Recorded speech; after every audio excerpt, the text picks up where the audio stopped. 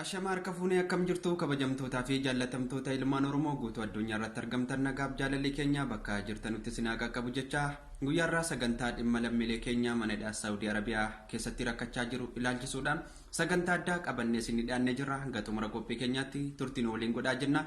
Kan irratti dhimma lammiilee keenyaa kan irratti miidiyaalee Oromoo fi akkasumas abboolii amantaa, abboolii gadaa akkasumas aktiivistoonni Oromoo dhimma kan irratti akka cillasanii jiranuu fi akkasumas lammiileen keenya qeequmsa adda addaa akka isaan irratti geggeessaa jiran quba qabna.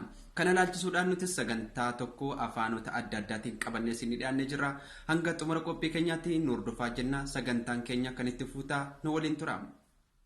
Bismillah lafan qabu bahrii seenaa jama bakurtummi qallabu gariin as gaa'een qabu du'e jiraateen isaan beekamne yaa Rabbi gargaarsa kee kadhanne.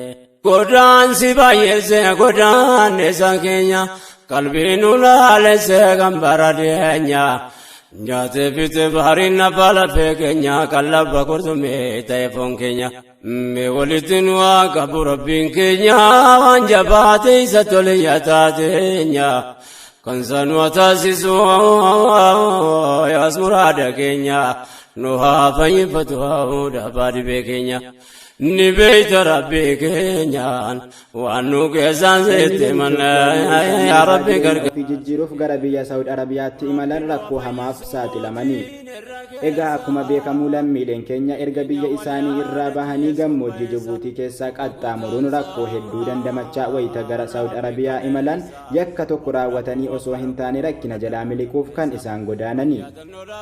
Egaa haa ta'u malee carraan isaan mudatee waan hedduu nama yaaddessuudha.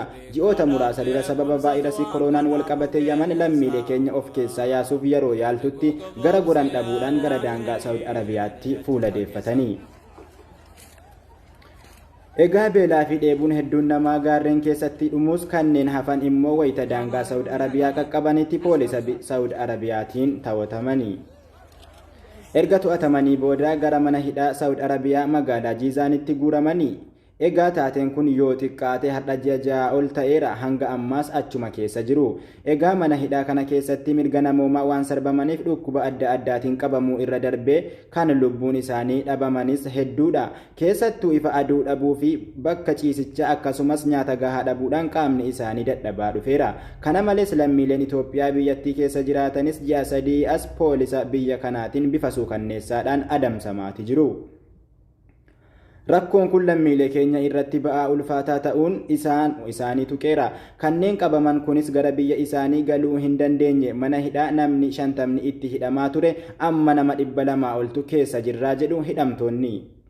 Garaagarummaan warra biyyatti hidhamee fi warra biyya alaatti hidhamee yoo jiraate biyya keessaa fi ala tahuu qofaadha. Kan biyya jiru yoo du'es maatiitu hawwaalataa jedhu hidhamtoonni Saudi Arabiyaa keessatti dararamaa jiranu. Egaa gaafa ofii rakkattan nu barbaada gaafa nuti rakkanne sagalee nuuf tahuu dhiistanii warra seeraan ala godaane jettanii maqaa nutti moggaasuun keessan hedduu nu mufachiise jechuun komii hayyoota irraa qabanis himatu. Keessumaa kan isaan dubbatan nuti dhimma jiraachuu fi jiraachuu dhabuutu nu yaaddesse jechuun dhaammataniiti jiru. Warroonni Oromoof sagalee ta'an jettan lammiilee Oromoo biyya Saawudii keessatti dhumuu jiran har'a yoo sagalee ta'aniif Oromoon isin qabsaa'uu jirtaniif sagame. Isa biyya keessatti hidhame qofa dubbattu. Biyyatti dhufi asitti dhuu malee maali garaagarummaan isaa? Mootummaanis dhimma siyaasaa yeroo kanatti fayyadamuu qabu. Dhimma jiraachuu fi jiraachuu dhabuu keessa jirti jechuudha ijoolleen mana hidhaa Saawudii keessa jirtu. Kanaaf mootummaanis siyaasaan kee lafa kaa'adhuuti saba keenya bira dhaabu. Ka siyaasaa walitti deebi'e, ka arrabsoos walitti deebi'e, eenyu akka injifatu gaafa sun wallaalu.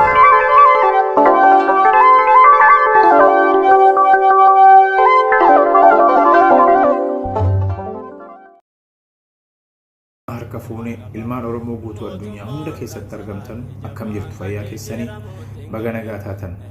Har'a waa'ee lammiiwwan keenya biyya Saawudi Arabiyaa mana hidhaa keessatti dararaan cimaan irra ga'aa jiru waan tokko lama jechuun barbaada. Eeyyeen lammii kootiif sagalee ta'uun barbaada. Lammii koo waan hin danda'uun bira dhaabbachuun barbaada. Guyyaa inni rakkate rakkina keessaa baasuudhaaf waan hin danda'u gochuun barbaada. Sagalee ta'uufiin barbaada. Dhiiga isaa bira dhaabbachuun barbaada. Imimmaan isaa irraa haquun barbaada. Dhukkuba isaa yaaluun barbaada. Reeffa isaa awwaallachuun barbaada. maaliif isatu anaaf dhiiga kooti isatu anaaf lammii kooti waan ta'eef. Of course nuti akka ummata Oromootti gabrummaa keessa jirra. Bilisummaa hawwinaa, walabummaa hawwina. Gabrummaa jala teenyee immoo garuu ummata sagalee hin qabneef, ummata miidhaa hamaa keessa jiruuf sagalee ta'uun dirqama. Miidiyaan Oromoon qaba jedhu biyya keessas ta'ee biyya alaa ummata sagalee hin qabne, ummata sagalee ta'uuf hin barbaachisu. Yeroo kanatti dirqama lubbu jireenyaaf du'a gidduu jiran kanaaf sagalee ta'uun dirqama isaati. Kun dhugaa Rabbii dubbachuuf akka gareettis akka dhuunfaattis baay'ee komii waan nutti uumedha. Aktiivistoonni ciccimoon rogeeyyiin sooshaal miidiyaa hundarra jiran ummata kanaaf sagalee ta'uun dhabuun isaanii nu gaddisiiseera dhugaa dubbachuuf.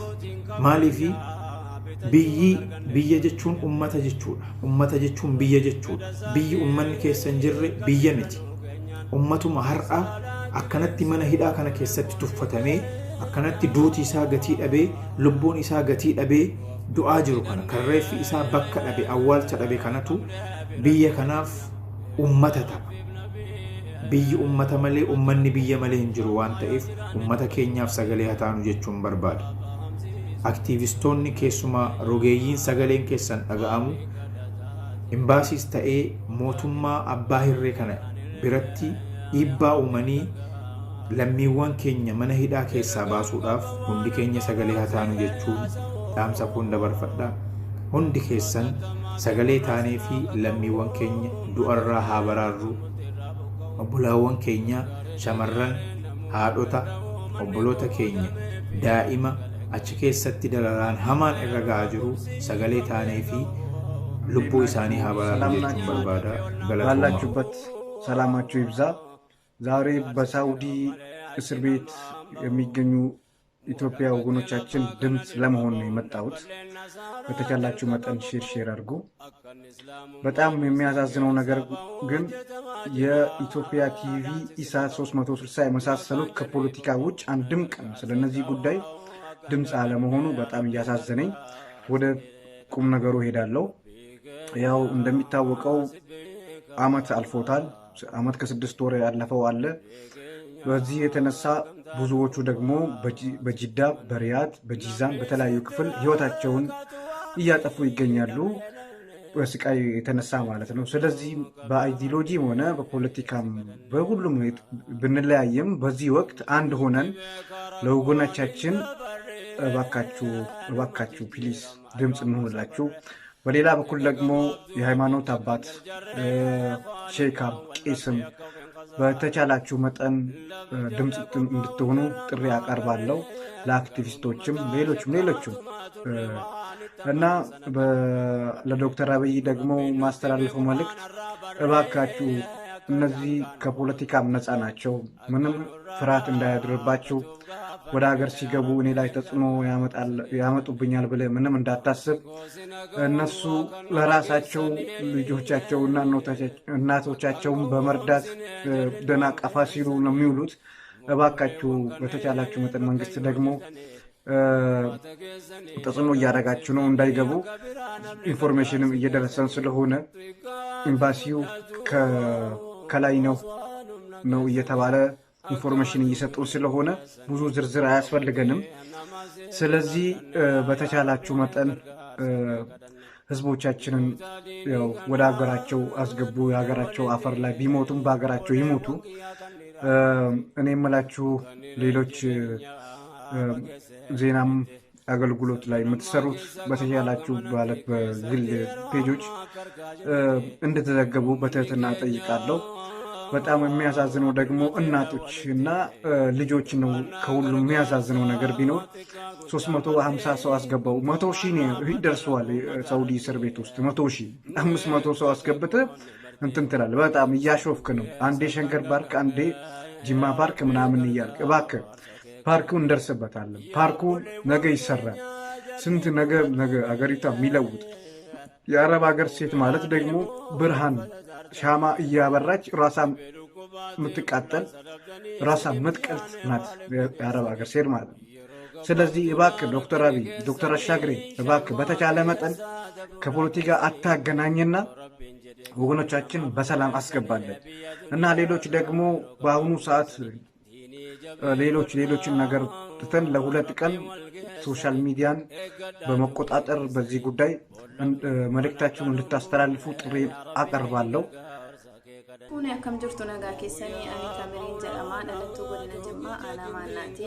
Hidhamtoota yookaan dararamtoota Saudi Arabiyaa keessatti lammii koo Itoophiyaa Oromoo otoo hin jedhamin as keessatti hidhamanii akkasii dararamaa jiran har'a yoo xiqqaate waggaa tokko as yookaan ji'a 10 gadi akkasitti baay'ee rakkachaa jiran walumaan argaara. Miidiyaa kanarratti inni du'aan jiranii maxxanfamaa jira. Jarris immoo yeroo sagalee argatanitti yeroo bilbila argatanitti sagalee nuuf ta'a yaalamii koo jedhanii nutti bu'aa jiranii waan kana ta'eef miidiyaan tokko hanga yoowwanaa gisee gabaasuun agarree miidiyaan maaliif hin gabaasne waan kanarraa maaliif hin dubbanne jechuun barbaada. Silaa mootummaan qabnu mootummaan keenya abbaa hirree mootummaan gabroonfatan biyya keessaa hin hidhaa jira hin ajjeesaa jira waan ta'eef warra asiitiin dubbatu adaraa sagalee haa taanuufaa birmannuuf hin jedha. Dubartii ulfaatu miidhamaa jirti ilmoo ishee wajjin achitti deessee achitti dhukkubsattee sababii dhukkuba adda addaan saaxilamaa jirti nyaata gahaa dhugaatii. I live in Saudi Arabia. So today discuss about two Ethiopia people in live Saudi Arabia. So Ethiopia government and Saudi Arabia government, please quickly give to answer, because many Oromo pupils live in Saudi Arabia. So Ethiopia government and Saudi Arabia government connected to relationship. So helping me, please helping me. Ethiopia nation and Ethiopia Oromo people live in Saudi Arabia helping me, please. So any person or any human being. So I come from Ethiopia because my parents or my family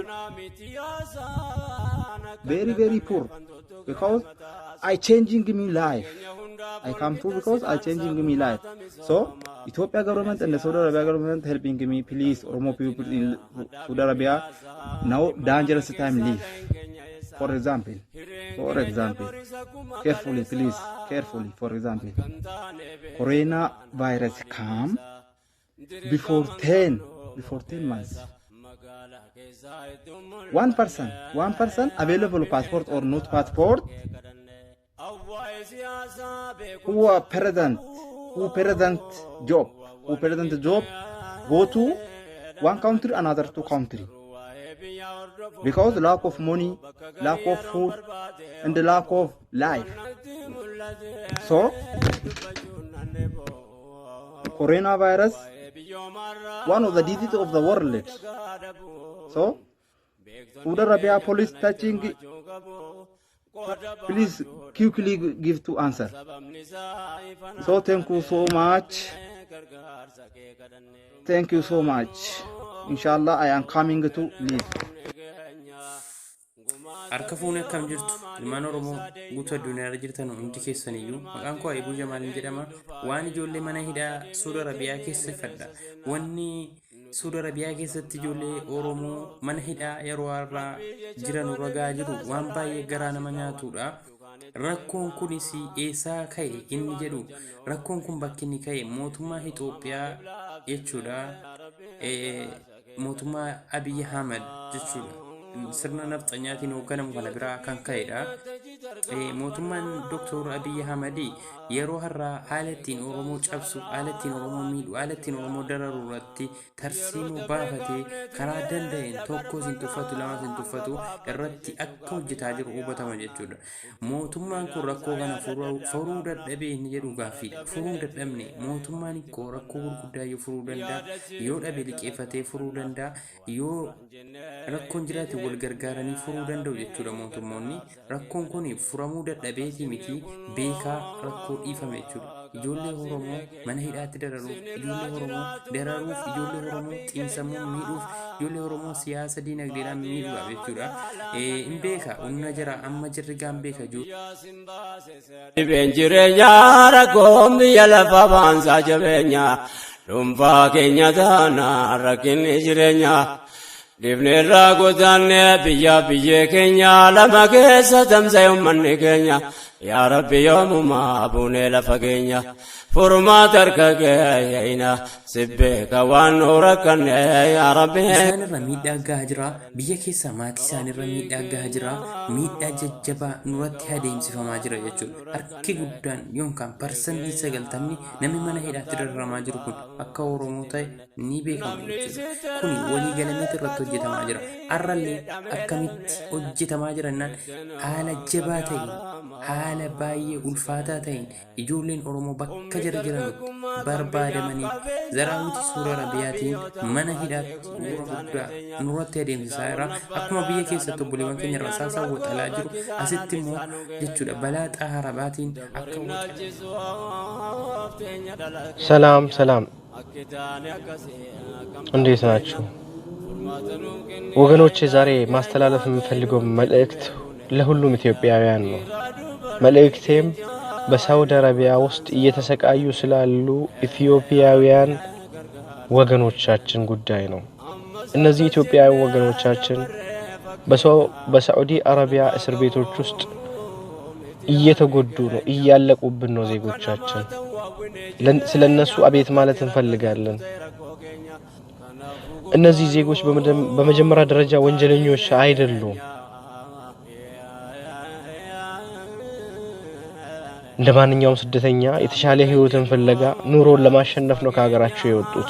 ባህርን አቋርጦ ብዙ መከራና ስቃይን አልፎ ሳውዲ አረቢያ ድንበር ካለፉ በኋላ ሳውዲ አረቢያ ውስጥ እያጋጠማቸው ያለው በእስር ቤቶች ውስጥ ኢሰባዊ በሆነ አያያዝ እስር ቤት ውስጥ እየተሰቃዩ ነው። ሃይባ ያጡ ወገኖች ሆኖብናል። ስለዚህ ኢትዮጵያውያን እነዚህ ዜጎች ወንድሞቻችን ወገኖቻችን ናቸው። በሃይማኖት የተለያዩ ሊሆኑ ይችላሉ።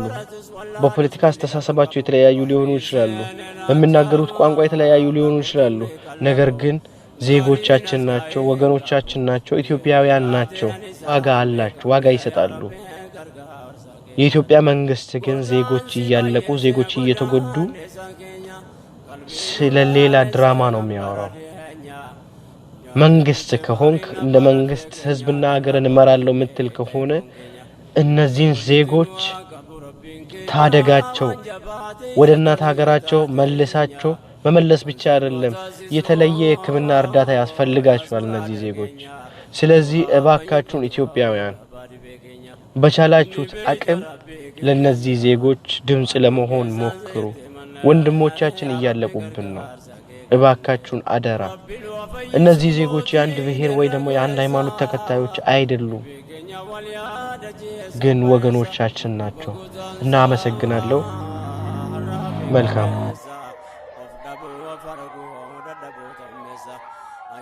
Esas que se dedican corano fogesa, becada becumsa tuan cana fogesa. Yade kogo babzia. እስር ቤቶች የሚገኙ ዜጎቻችን በጣም አሰቃቂ ሁኔታ ውስጥ ይገኛሉ። በርካታ ዜጎቻችን ራስን፣ ቤተሰቦችን እንዲሁም አገሬን እለውጣለሁ ብለው ጅቡቲ፣ ሶማሊያና የየመን በረሃ አቋርጦ ወደ ሳውዲ አረቢያ ይገባሉ። እዛ ሲደርሱ እድለኛ የሆኑት ስራ አግኝቶ ይሰራሉ። እድለኛ ያልሆኑት ደግሞ በሳውዲ ፖሊስ ተይዞ ወደ እስር ቤት ይገባሉ። እስር ቤት ሲገቡ በርካታ ችግሮች ያጋጥማቸዋል። ለምሳሌ የውሃ እጥረት፣ የንጽህና፣ የምግብና ታሞ ሕክምና አለማግኘት እንደ ችግር ይጠቀሳሉ።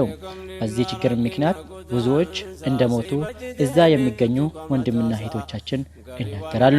ስለሆነ የዜጎቻችን ችግር ተገንዝባችሁ ዜጎቻችን ከእስር ተፈቶ አገራቸው እንዲገቡ ወደ የሚመለከተው አካል ማለትም መንግስት ላይ በሰላማዊ መንገድ ጫና እንድታደርጉ በአክብሮት እንጠይቃለን። وليتن وكبو كدن يا ربي ارغار سكي كدن اما ستي ببني اجي تركام فنا يا تجد ببني ولو بچي فنا akkataane gariyaa wal yaadacheeffannaa wanni gotaa namuuf sababni rakkinaa maddisaa tokkumaa turi sammas taanaan akkataane barree falasaa barbaannaa akka bakka jirru dura of barbaanna biyya keenya keessatti nuti yoomoof taana jireenya bineensaa baqataa jiraanna kun biyya koo jenne yoomirratti of taana kana har'umatti yaanna gamtoomne kana bakkatti kufne yaa rabbi gargaarsa kee kadhanne yaa waan gudaantummaan ga'ee jiru nurraan gabaabsee waa xiqqoo siniif gaagurraan qaama nutti ta'e baan nurra turraan biyyoomatti hidhamne kutaannee badurra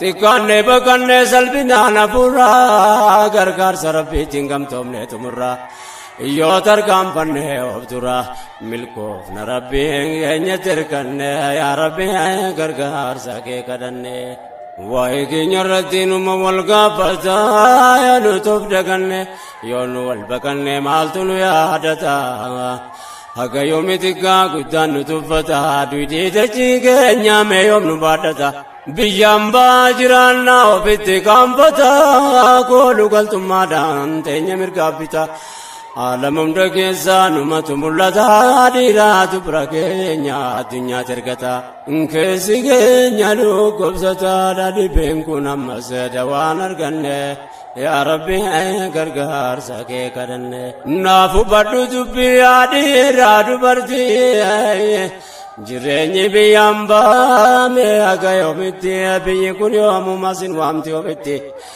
yeroon taa'ee yaadu na dibdi lubbittiin hundi nama keenya godaantonni marti akkan garii argee gariis dhagayetti qaamaan malee yaanni keessan biyya jirti abdiin irra keessan marti garii argine garii odeeffanne rabbi gargaarsa kee kadhanne yaa ummata keenya kanneen na dhageessan kanneen addunyaarra facaatanii teessan qaamaan malee yaanni keessan biyya keessan gadi ifuun yaafataa teessan amma gayyoomitti kan biyyaan baateessan kan taa'ee yaaduti tokko yaanni keessan qaamaan achi jirtan yaadaan biyya keessa gaaf tokko ni galaa jetti qalbiin keessan abdii kanaan arragee turre silaa biyya kan badhaate nuttuma waamamu qofaan keenya taate duyti biyya keenya yoom takkaa nu baate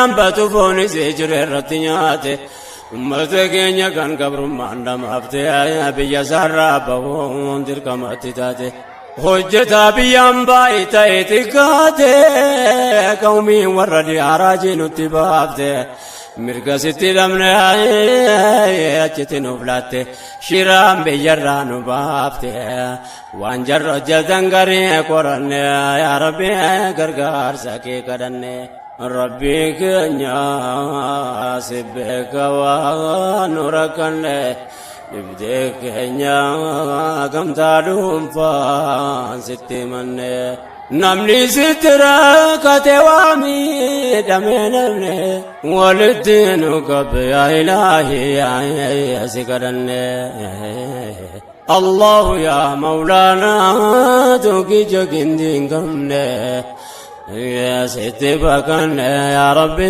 gargaarsa kee kadhanne allahu yaa mawlaanaa tokkicha gindi hin qabne sitti baqanne yaa rabbi gargaarsa kee kadhanne ummata kana rabbumata raangaye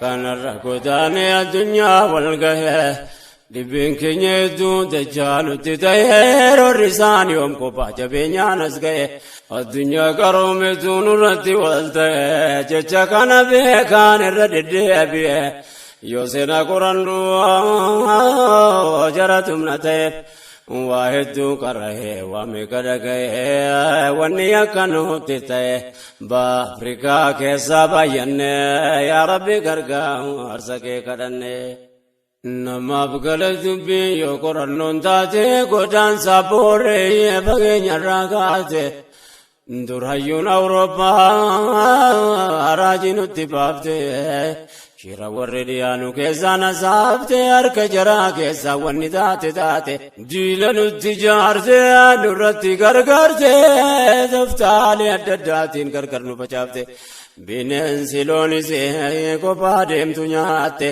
kanaaf abboomuun jabaate dhibbaan hammaate mormuutti nafne yaa rabbi gargaarsa kee kadhanne.